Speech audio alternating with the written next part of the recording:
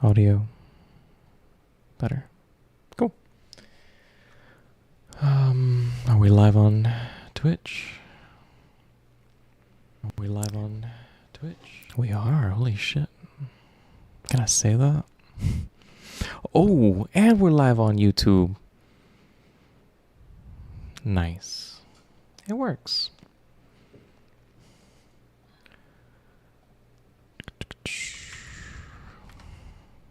Me get pop out chat.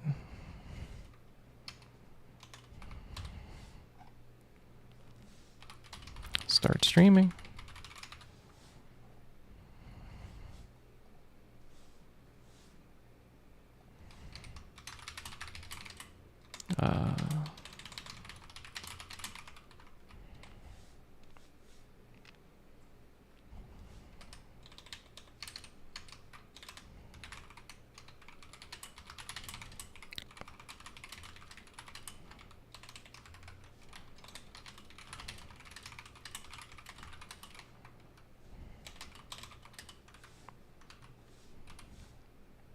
Cool.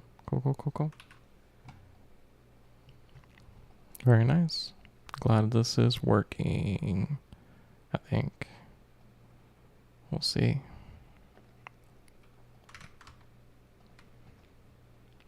Yep. See.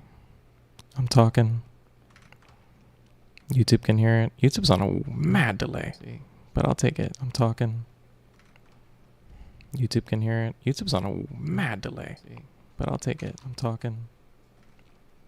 I also like excellent. YouTube's on a mad. Excellent connection there. And then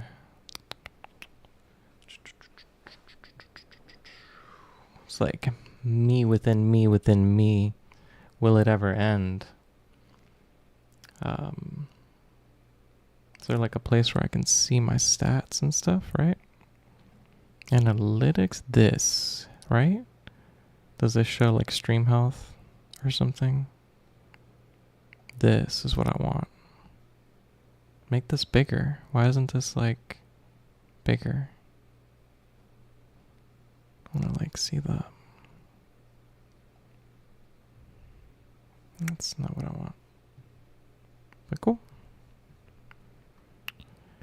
Things work. The stream information doesn't work. Okay, no, it does. You have to actually update it. Okay, cool. And does it sync to YouTube? It does not. That's good to know. That's good to know. Nice. I mean, while we're here, why not? Let's do some stuff. See how this works. We can close that. Can probably close all this stuff now that we know. Shout out to this homie for the great OBS plugin that allows for multi-streaming without having to use some proprietary third-party paid service. Just pretty simple to set up. You just throw an output into OBS and you add all your RMTP information and stuff. It was pretty easy to set up once you have a tutorial video. Not bad, not bad. But I've been rendering today. I use Flamenco here. This is the open source render farm that's provided by Blender. And you can basically just queue up like just any 3D project that you want. You can queue up just a single shot to render. You can queue up whole animations. Here you can see that I queue up basically animations, and you can see various different frames of the animation having to be rendered in this list here. And most recently, the animation that you'll see next is an exploded view of the mini disc that I created. That's just one that I had to just like whip out. I have a close-up here that I'm working on right now, and then I actually have the regular one like finished and rendered out already. And then we're doing a GIF version of the mini disc because, of course, why not, right? So this one is really nice. This should be just a simple spinning animation, and I'll throw this up on Giphy, and we'll have an actual mini disc GIF, because I swear whenever I look up mini discs to put up like a little emoji thing on Instagram, there's like nothing to post. There's like one, I mean, there's like one really good one, but it's not like a Sony one. It's like a really specific, I think Maxell or TDK like mini disc, and it's very specific. So this is more like generic. And I'll try to create like a couple different color variations too to make it interesting. But yeah, a couple new renders coming out. But today I am working on MIDI stuff. I'm basically recreating the Duolingo music app. I wish I could show you, because they do have Duolingo on the web, but they don't have the music app on the web yet. Hello, hey, call me, Duolingo. I got you. It's like halfway there. Let me see. Do you switch here? Yeah. They just don't have it online yet, but on the mobile phone, they basically have it set up. And if I go to I guess I can show you. That's right here, right?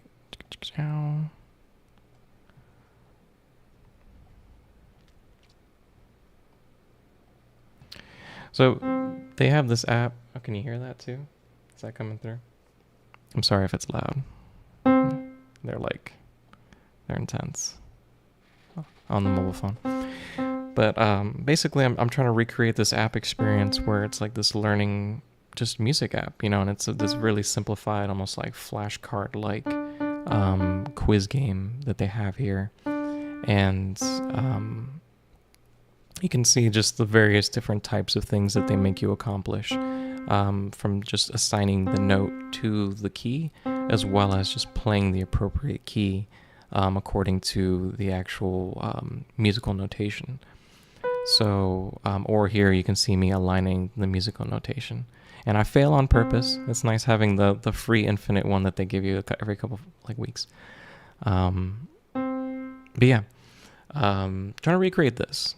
So, not this specifically, actually. I wonder if I have it here. If it's one of these. This is what I'm trying to recreate.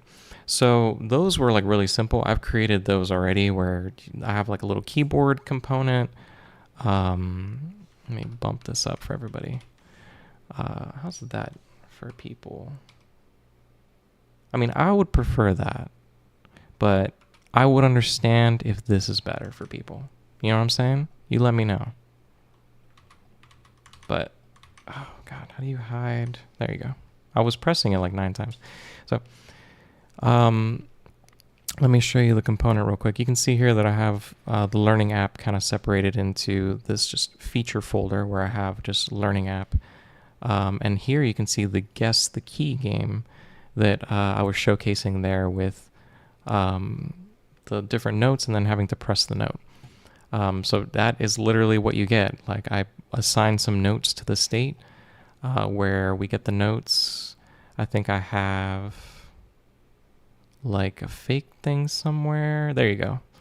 We basically just provide like notes in an array, and the notes are just like the base note right now. We don't care about the octave or anything like that. And we iterate over the notes and we show them as these like note button things. And they're basically just buttons. They're just giant buttons that show the note letter. And then we have a keyboard, and the keyboard is basically what you think. It's like a really simplified keyboard that they show on that only has a single octave. And you can see here that I basically do something. I don't know. I get the notes and I get the key number. Okay. So this is like basically when Duolingo shows its keyboard, it like does this simplification thing where if I'm only doing C and D, it only shows me up to D. It's not going to show me the whole like full octave to kind of simplify the keyboard for the user who's trying to just like start. They don't need to see every single key or use it. So this kind of like does that. You pass it just all the notes that you're going to be playing. It drills down each different note and it figures out what's going to be the biggest note. And then it gives you that kind of like number of notes to like do. We basically go through all the notes. I think I have, yeah, I have it here where I basically have a constant with just all the different note types. You can see here that I have all the bass notes, and then here I have all the white keys plus the black keys, if I may. So that's all set up. I got that. That's like, you can see, it's like, it's whatever, man. Like, look, be happy. Look at this code right now. Take it in. Breath of fresh air. Look how simple. I just walked you through it in like 2 steps. I skipped a couple like key functionality features, but it doesn't even matter. Like, you got it. Like, you can just see it. Boom, right? Cool. Because we're going to get crazy. So I would need to create this now. And this is basically just functionality that I'll let it play a little, maybe.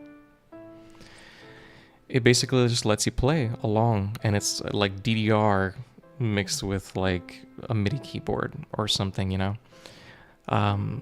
So how do you create this? You know, like, this is so different than what I just showed you. Like, obviously the keyboard component could probably be the same thing, but what's happening up here? You know, this top part where things are animating, that's something right now. So basically I've been trying to recreate this process, like the process of saying, like, we have a certain amount of notes. What are going to be the notes?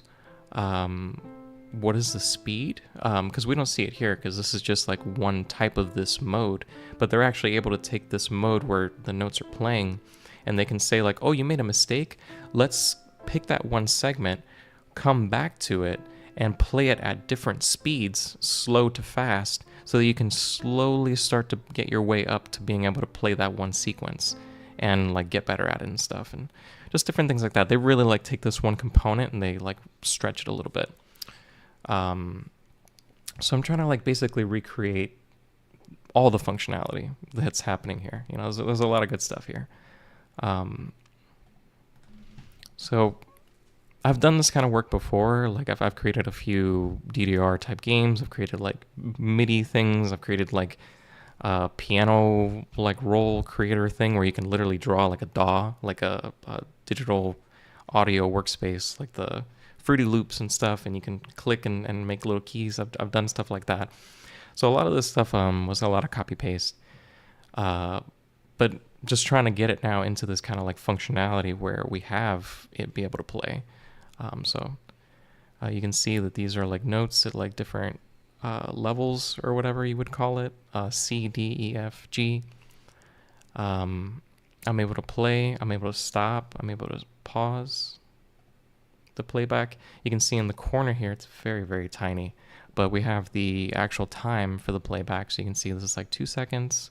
We're at 3 seconds now. We're at 4 seconds. And you can see that the notes turn red as they pass the playback cursor because they're marked as failed, since the user didn't apply any input. So we've got some of the core functionality working for this kind of concept.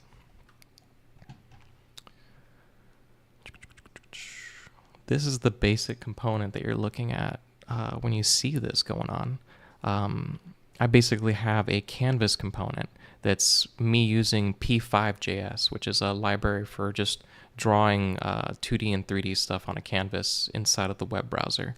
And when I say canvas, I'm saying HTML canvas, which is an element that basically allows you to just draw to it arbitrarily. Like if I have, in this case, an 800 by 500 pixel area, I can paint different areas of like pixels and stuff with information, and these libraries kind of simplify that process, where the P5 lets me do stuff like line, whatever. We'll see it in a minute. So that's the canvas, and then I have debug controls on the bottom that you see here. They do the resume and the stop and whatever. And then we have game state, and this is basically the game loop itself that's running, and it's doing things like failing the notes when they need to be failed. So let's take actually a look at the game state first, because that's actually probably the simplest component, and it'll give you kind of an idea of how things work. So the game state component, it's exactly how I said. It's set up to be like a game loop. So it's something that needs to be running like constantly. Like imagine not every frame per second, but that kind of thing. You know, it's like it's running all the time. So here we have a React component, and it's called game state, right? We can kind of skip past a lot of this stuff for the time being because we'll get to the game loop. Basically, and the way that you set up a very crude game loop in the web browser is by using the request animation frame API, and this allows you to basically do a loop that's constantly playing, and it's going really fast. That's one of the simplest ways to like explain it. It's used for animation, but it can also be used for processing different types of data and stuff, depending on where your performance budget is. So in this case, we create the animation frame and we pass it a callback function, which is the game loop. And this is a function that is just going to be running, it technically runs it once. And I'll show you in a second where it becomes an infinite game loop. So we run this game loop function, and down here, this is where we loop it again. And we just run the request animation function again, and that like sends that function away to get called, and it'll just keep getting called and looping essentially as we just keep telling it to run this function and then go run the function again. And we store this inside of a ref because we should, so that we can dispose of it when we need to, when the React component, basically the lifecycle tells it to like, we unrender the component. So this will tell the animation cycle to stop and kind of like create that process for us. And here's also where we'd maybe stop the loop if we wanted to be a little more efficient with things like is the player playing right now? Let's not even process information and save those kind of like things and things like that here. But the game loop. Game loop is actually kind of deceptively simple because I kind of like modularized a lot of the code here. But essentially, what we're doing is we have a store or like a place where we're keeping all of the data that's happening inside of the game. So the notes that are getting played, the current time that's happening right now. So when the clock's playing and it's like 1 second, 2 seconds, and all those microseconds in between, like we need to keep track of those somewhere, and the whole app needs to be aware of it. So we create a global state store with ZooStand, which is this neat little library that basically just lets you create just like a place to store your data that's kind of like, it's kind of like framework agnostic. So this plugs in really well to React, but this is just basically me creating like a global constant in JavaScript and then passing that amongst various things that need it. And this handles things like dependency injection really well, where I just request the data at one particular component using a hook, and I'm just able to tap into the data and even update the component based off of the data that I'm getting. Really neat little library. And you can see here that this is all the kind of data that we're storing. You know, is the game playing? Is the game paused? What is the speed right now of the canvas that we're working with? And as well as that, the actual notes that we're playing. In this case, sheet music state. So we get all that. We get that data. And importantly here, if you've ever used ZooStand, you might have come across this kind of like functionality. Normally when you're using it in React, you'll come up here and you'll use it as like a hook in the top part of your component, because this is where hooks need to be in React land. But because this is a callback, if I were to do that and I were to actually take this whole thing here and put it up here, all that data would be stale. You know, I would have the data the first time the component renders, and then everything after that, the callback wouldn't have access to the latest data. It's only having access to the data when the callback is actually created, and it's kind of like caching those kind of values inside. So in order to get around that, what we do is we actually call the state directly inside of the callback, so that we're able to get the most instant, like up-to-date state that we can get. And that allows us just to circumvent that kind of like callback caching JavaScript issue. We keep an internal time. This basically allows the component to re-render constantly. I think I had that because I had an issue where if I didn't have it re-rendering constantly, I was missing some output if I needed it, but I think this may be optional. And then there's a game clock function. And this basically handles figuring out where are we in the current time space. So if I come here, basically the goal is trying to figure out, is the game happening right now?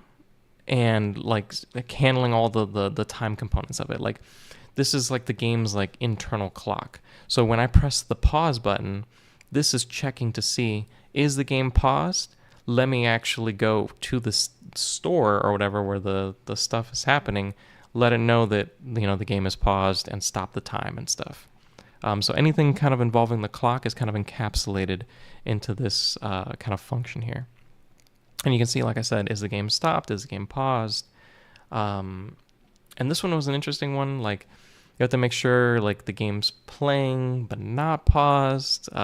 There's a lot of like this stuff that you'll probably get into when you get into like video playback, where something could be stopped but paused but playing. But yeah. Yeah, that's basically it. We basically go through and we get the time aspect from this library called Tone.js. And this is the library that I'm using to do all the MIDI playback that's happening inside of the browser. So essentially, like, anytime a key is pressed, like the C, D, E, F, G, whatever, this library knows, like, I'm going to get a C sound and play it. Whether it's like by the web API tone library or something, like it'll just play like weird sounding tones, almost like literally like an old Nintendo machine or something. Or you can assign it to actual like MP3 or WAV like type files and assign each one to each key. But that library also comes with a lot of different neat kind of utility functions that help with like MIDI kind of operations. You know, like what am I doing with MIDI stuff? I need to know the current time. I need to know the exact time, and things like that. So this library gives you access to this method called now, and this basically returns a number that increments the second that the library starts running inside of the browser, and it just gives you this like clean number that's like constantly running and changing. But this number, like I just said, is constantly changing. There's no tone pause, as you'll see inside of this code here. So in order to do things like pausing the code, I have to have this idea of a start time and an elapsed time, or current time. So I have like the current time or elapsed time, which is like running like constantly when the game is playing. And then when you pause it, I need to know when you paused it so that when you start it up again, it only starts from the time that you started it up again versus like incrementing all that time in between, if that makes any sense. You know, like if a number is going like 1, 2, 3, 4, and then I hit pause, maybe not shortcuts, and then I come back, it'll keep going to 8, 9, 10. And that's not right. I need it to, when I start again, be at 5. And that's happening because even if I'm pausing it, that clock's running. So we have to do some sort of like math to figure out like what is the time that we care about, and we have to sort of keep track of that somehow. So I do that with a start time variable, and basically every time the person pauses it, I set the time to like the now, so that when we're calculating the elapsed time, you're able to do the difference of the start time to kind of understand like where they're at. This is kind of like delta time, if you've ever like dealt with that with like Unity or like any of those libraries, but it's like kind of like deriving that yourself in a way or something here. It's very, very crude, but you get the concept once you kind of like see it, and you maybe wrap your head around my differently named variables. But yeah, that was the game clock. Just runs the clocks, pauses it. Very simple. Like I said, this functionality I've done in like 5 or 6 different prototypes, so it's kind of copy paste. But this is where the money happens. You know, where do we actually check for the input? So we have this function here called check input, and we pass it just a bunch of different state that it needs. It needs to know whether the game's playing, whether the game's paused. It needs to know the current time so that when you're pressing something, it knows what time you're pressing it, so it can compare it against the different notes that are playing or the music sheet. Kind of simple, you know, if the game's not playing, don't even run this function. We keep a different data store for the input. So if I actually go over here, you can see that I have a giant just data store that's just the MIDI keyboard. And these are just every single key in the MIDI keyboard, from the first octave to a seventh octave or something, like every possible key, I think, maybe.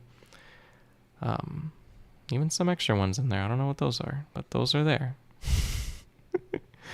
But yeah, I basically, we have it's called like an input map. So all these are set to like true or false. So I know if the key is pressed or unpressed.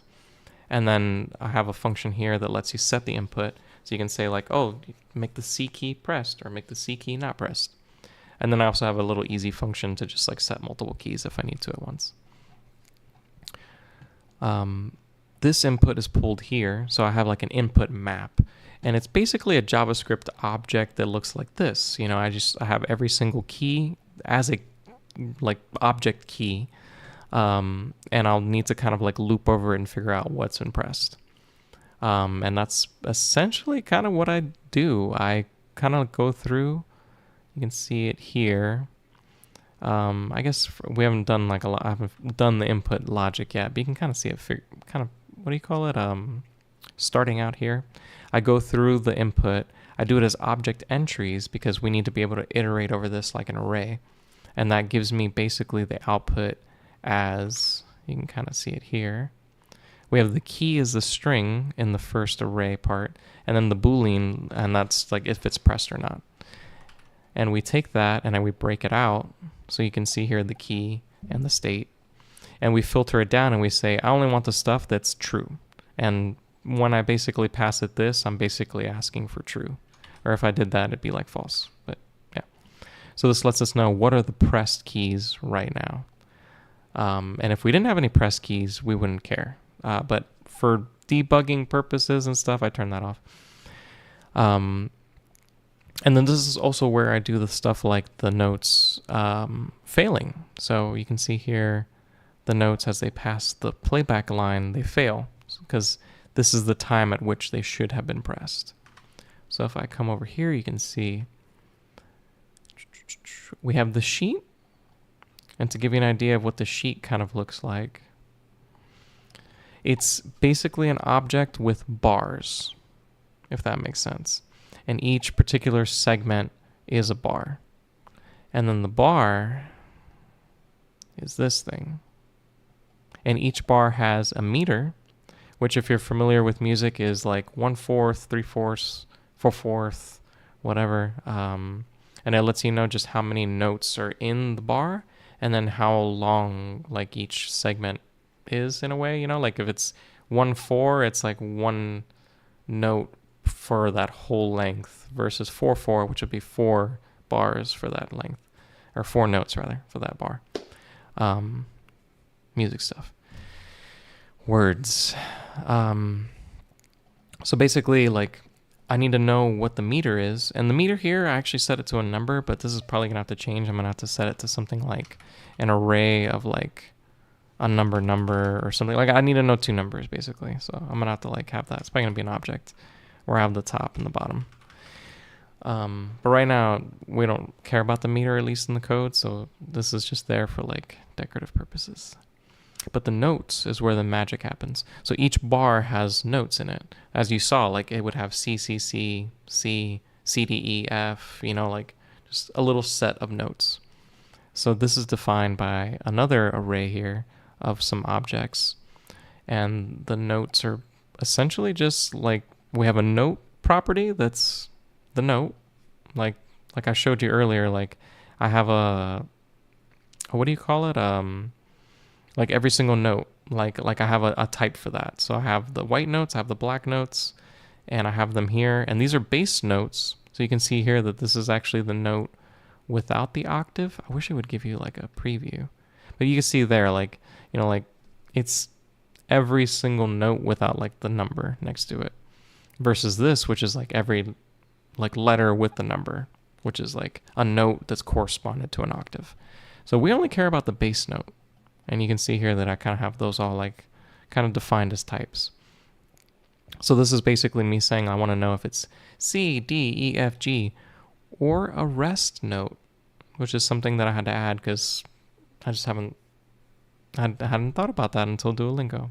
I needed that. And then each note has its own state. Like I said, like, how do we know if the note has been pressed, or if the note was failed, or if the note still hasn't been pressed, or if the note was late, which is something that I've seen Duolingo do, where if I press it a little bit after it was like allowed, it'll allow it, but it'll let me know I was late, which was a nice little indication. So each note basically has to know what the note is, what the current note status is, and then we keep those in an array of notes, so it kind of becomes like this. It'll kind of look like this visually. Note, state, pressed, right? That's one. And then in the music bar, it would look like this. There, sorry.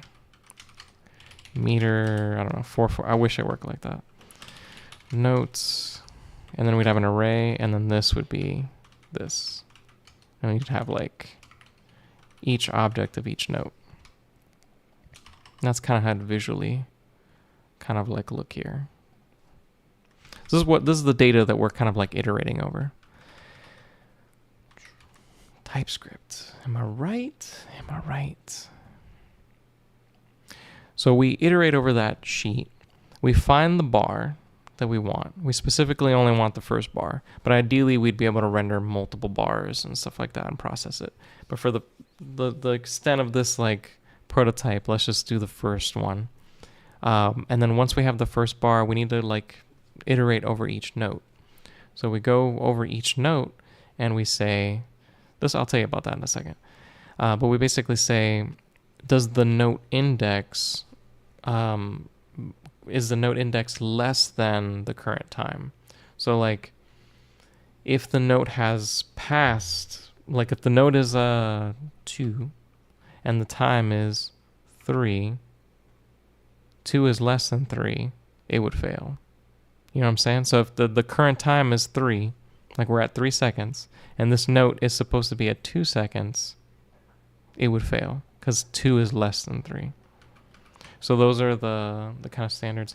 I use the note index basically from the array as the second in time, or like the position basically to kind of determine that. But this kind of like functionality will probably change a little bit as I like really iron out just like how things are laid out. Because right now this, if you can see it, it does everything like by 2 seconds or something, like 0, 1, 2, 3, 4, 5, 6, and that's not actually how music would work. It'd be beat, beat, beat, not beat, beat. Unless it was meant to be that, you know, whatever. The meter would be that way.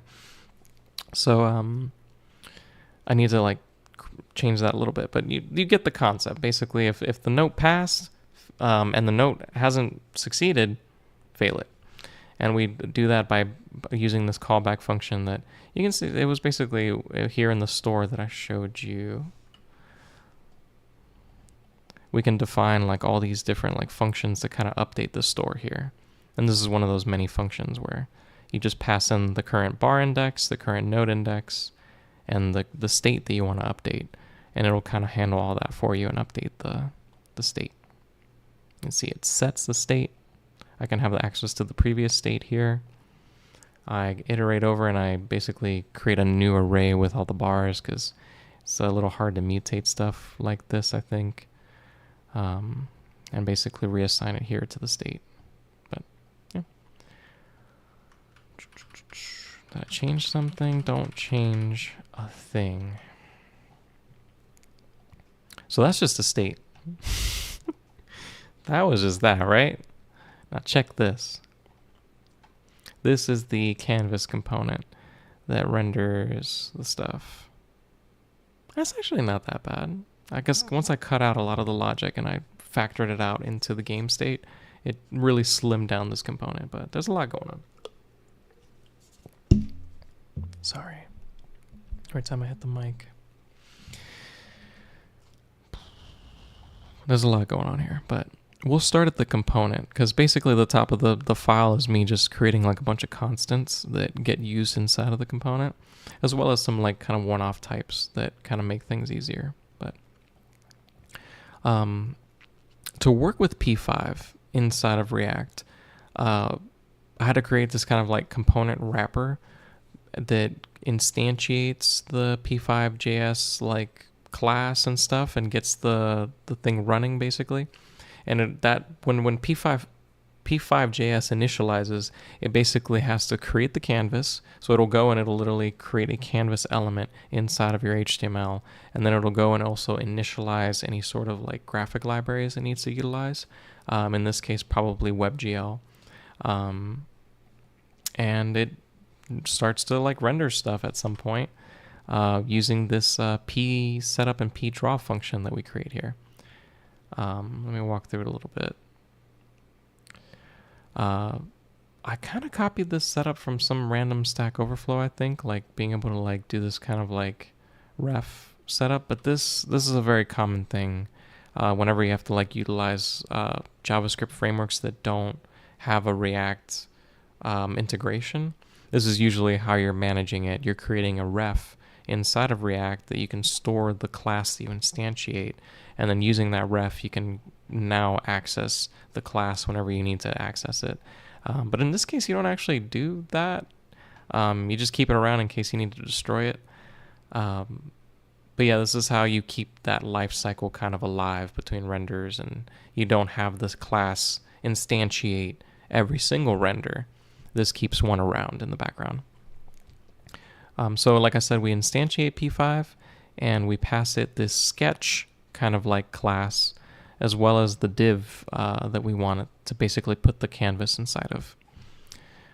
So if I go to the sketch class that we create here, kind of function thing, we basically, it's basically a callback function, and what P5.js does is it sends us an instance of P5 itself, and this allows us to use it for everything, like to set up the setup function, to do a draw function. It also lets us have all access to all the functionality of like creating a canvas or things like that. So you'll see me literally throughout all this use this P function, and that comes from the callback that is provided by the function when we pass it the function as a callback. If that made any sense. But like I said, we set up, we create a canvas, we set some sensible defaults for some of the stuff. In this case, I set a stroke color, and I set a text size and a frame rate and stuff like that. But we also have a draw function. So this is the function that actually runs like every frame per second or something, you know, like it's constantly drawing. And here is where kind of like the magic happens. Like I literally draw the background and you see this like kind of color come in. We set the color using P color, and I have basically this like a whole object here that I have a bunch of colors. And this is, do I give credit up top? No, I don't. It's basically, I think, the open palette, CSS open palette or something. It's just all those colors basically pulled in here. And I use it for just quick prototyping and stuff. So I can just quickly like have a blue or a pink or a red or just all these different shades of gray. So we use that. Where do we go? We're here at the background. Cool. We use that to basically define this like kind of like gray background color. And then like I mentioned in the other function, we have to get the state inside of this callback, because if I was to put these hooks at the top of the React function, none of the data would be valid. So we have to get the instant data from here. But as you can see, we actually don't need too much of that data because I've cut a lot of it out to side modules, but I still need it. You still need a lot of it. Yeah, this is basically the lines that get drawn. I can let's comment this out so you can see maybe what's happening one by one. Maybe don't. Oh, that's why. So you can kind of see. Here we're basically drawing the container for the actual canvas, like notes and stuff. And we do that using a rect function, which is rectangle. And that's basically, you have to define like an X and a Y point that's like the corner. And you define like each corner, I believe, with that. Yeah, an X and a Y and a width and a height. Or you can do the corners, like I said. Or the radius, rather, which is what I do. So then next, we do all the lines. So you can see here, I basically just do a standard for loop, and I say I need to do it 3 times. Let me save that, refresh. So you can see here 1, 2, 3 lines. And if you look at a music bar, it's basically the exact amount of lines that we need. Ideally, I would have like some phantom lines up top or something to kind of give you an idea of where the C and the other notes would go. But this is how many lines a music bar or like sheet has. Like 1, 2, 3, 4, 5. So that gets us started. That's like we're like almost there. So once we got that, we actually do the notes, but I'll save that because that's kind of interesting. So other than that, I guess don't do, say this. Other than that, we just create a playback bar. So it lets us know kind of like where the notes are going to hit and give the user an understanding of like what their goal kind of post is. And then I also, in the corner, it's very small to see. I could probably bump up the text size. Is it text size? 48. Guess I'd have to reposition it too, huh? Let's say 50 for now. But you can see, like, as I go, the time, like, increases and stuff. 60 maybe, a little better. Needs to be like 100 for this. Cool. So you can see that that's the debug time that increments and stuff. So if I come here, let's take a look at the money. This actually renders the notes. And you can see, like, every time I had to do a change, I had to refresh this. And that's because this is a literal callback function.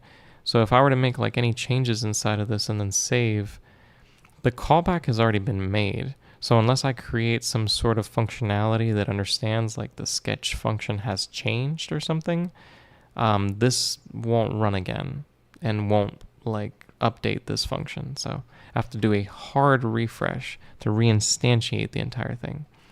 It's a little bit of a, what do you call it? A productivity killer, but we work. We got this.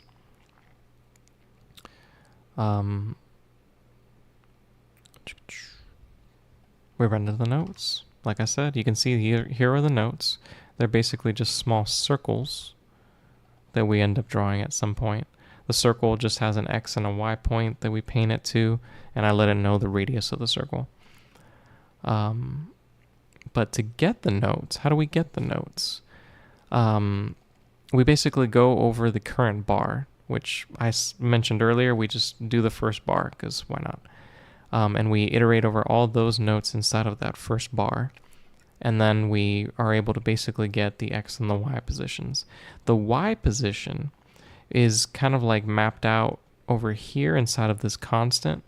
And I have basically like this scale here where I just created like a numeric scale to kind of understand the placement of each key. You know, like the C key is always first, so it's a 0. The D key comes after that, so it's a 1. And this kind of system basically allows me to kind of have a spatial understanding of where each one is at. So if I needed to say like, oh, I need to know where the E key is at, I know that in this space that I'm in contextually, it is 2 notches in, whatever that notch may be. That notch needs to be the size of the key itself, whatever that width is, and it also needs to be take into account like other stuff. But basically the width of the key is kind of what I'm concerned with, which I'll show you in a second. Here. So I basically figure out what that kind of like key position is from there. And then we figure out what the, like I said, the kind of like base height is for the notes. And I do that just contextually just by saying like the height of the entire sheet, cut it in half. Like whatever, arbitrary. Bam. So if I come back here, let's take that out and see what it looks like. Yeah, you can see that helps me basically position them reverse. Because if you saw my positions, you can see that like I was showing, like it increments like up. So like C would be 0 and then D and then E and F. But if you look at a musical sheet, it's reverse. So C would technically be on the bottom.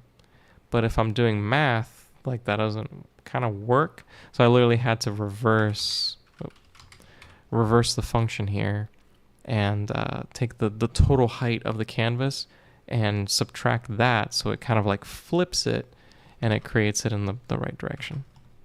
This is just, I probably could have solved this by figuring out the math better up front or something, but it works.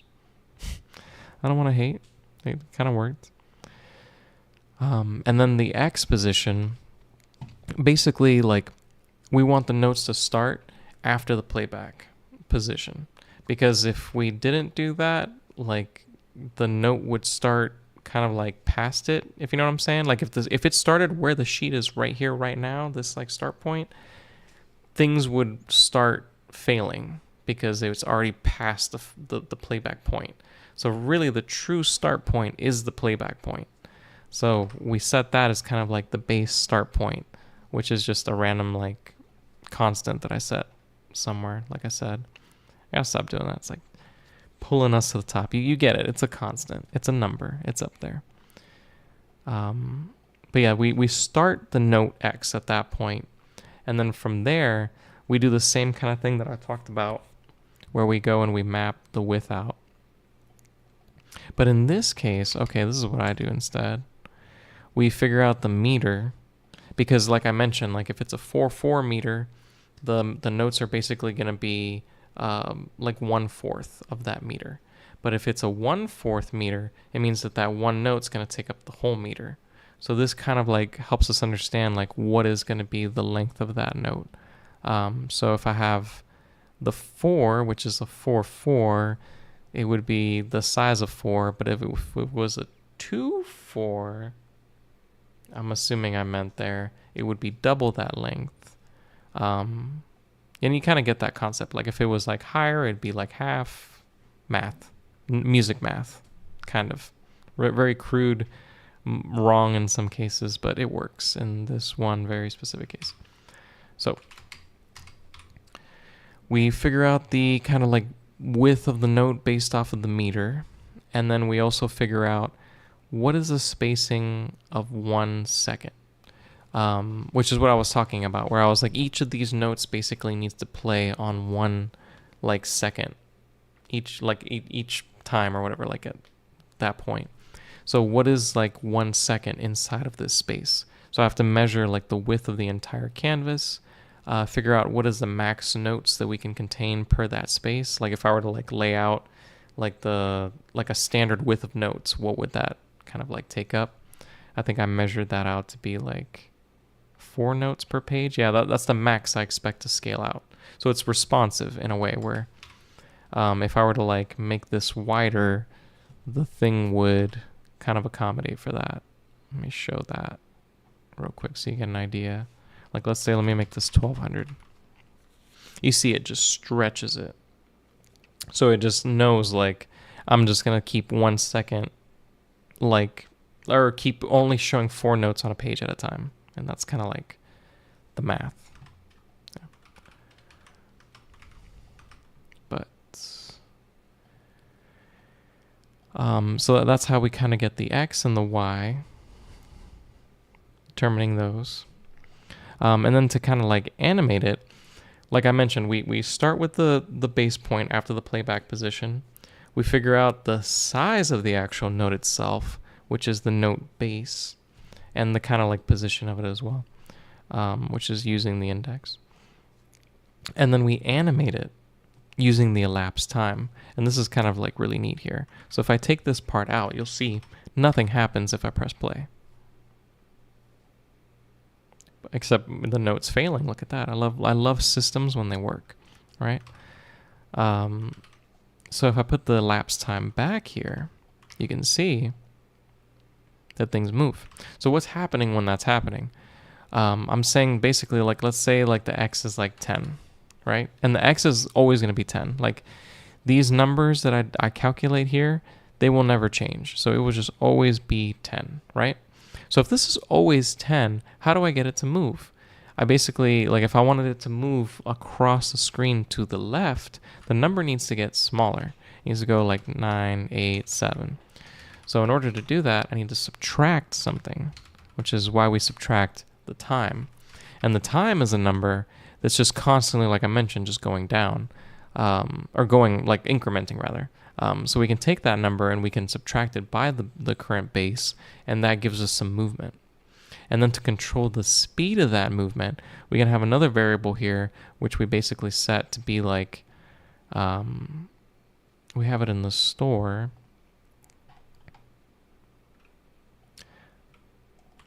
You can basically see, we basically like multiply that by like 100. So like, let's say like after 1 second passes, it's going to be 100x to the left, basically. If a note passes for 2 seconds, it'll be 200x to the left. So if we increase this number, it would make things go faster. So the notes would progress even faster. So this kind of controls the playback speed that's happening on the canvas. And then the color itself, we just basically say like it's going to be gray all the time. And then once we detect that the note state's actually different, we can change the color based off of that.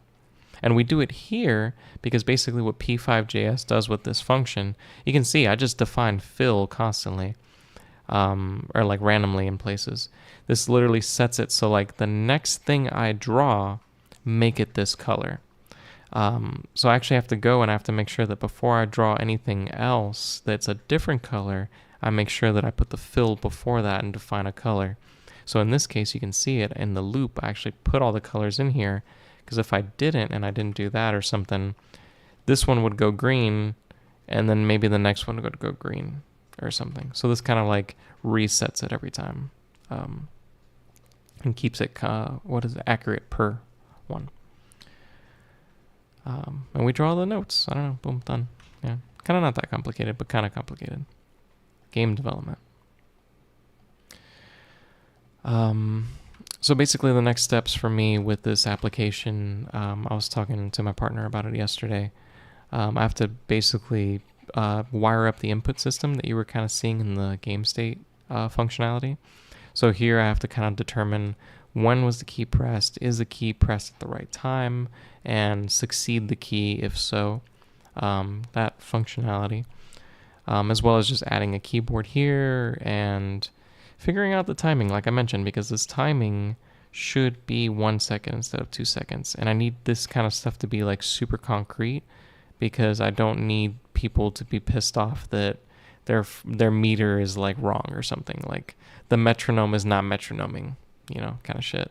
So, and little things like that, where if something fails and then the person resets it, it needs to reset the state of the component. So all these little things and kind of like edge cases need to be considered for. I think one of the things I'm going to do next is basically go in and create kind of like markers for each second so that I have an understanding of time based off of the actual sheet itself. Because I can see where the notes are. And those notes, like I said, they should represent 1, 2, 3, 4 seconds. But they're not right now. So I want a kind of like debug visualization of like what time representation is truly happening inside of this canvas. But yeah, I think that was good for like a first stream. Oh yeah, that's plenty of time. So yeah, appreciate people on YouTube's. We will be streaming here way more often, it looks like, because it looks like the connection's excellent and we're capable of doing this. Shout out again to whoever created that OBS plugin that lets me multi-stream, because man, super simple. And shout out to peeps on Twitch. I will be streaming way more often. I just set up a streaming schedule here where I've decided on a few different games that I want to be playing. I figured out like the timing. I have to make a graphic for all this, but basically, Wednesday's Friday, maybe Saturday. For Saturday is like a fun day. Like I just come in and we just have fun that day or something. I'm playing games or something. But Wednesday, Friday are for sure days, and then Monday, Tuesday, those will be played by ear. It'll probably be like how you see today. Monday is more likely than Tuesday. But this will be kind of like the new stream schedule going forward. And I'll try to do it around this kind of like time slot of like 4 or 5, maybe at the latest go 6, But yeah, hope this works for everybody. Like I said, I'll put together some graphics to advertise this on socials and stuff so that you see it and have a better understanding of it. And probably put it inside of whatever that little Twitch interface is or whatever that they show you the schedule. But yeah. Shout out to oh, what's up? I didn't notice the Twitch or the, what do you call it, the YouTube chat. It's a problem. Like since I'm multi-streaming, I can only see Twitch chat over here, so I'm gonna have to figure out a method to do both at the same time. But shout out to Nobody Famous and AMZP Dat for popping by the YouTube. What's up? You can't even see. Can I do that? There you go. Shout out, you guys. Yeah, but thank you for tuning in. Like I said, you'll see more of these. I did a stream last week, and I'm editing some of that content down to do some YouTube content, so you'll see that soon too. But yeah, thanks for tuning in. Take care, everybody. Peace.